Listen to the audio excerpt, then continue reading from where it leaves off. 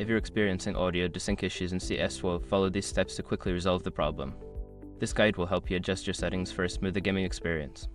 Step 1. Check audio settings. Go to the game's audio settings and ensure that the audio output device is correctly set. Make sure you're using the right speakers or headphones and that the volume levels are balanced. Step 2. Update audio drivers. Visit the website of your audio device manufacturer and download the latest drivers. Keeping your audio drivers up to date can resolve compatibility issues that may cause desync. Step 3. Adjust in-game audio latency. In the audio settings, look for options related to audio latency or buffering. Try adjusting these settings to see if it helps synchronize the audio with the gameplay. Step 4. Disable background applications. Close any unnecessary applications running in the background that may be using audio resources. This can free up system resources and help improve audio performance in the game. Step 5. Restart the game. After making the above adjustments, restart CS2 to ensure that all changes take effect.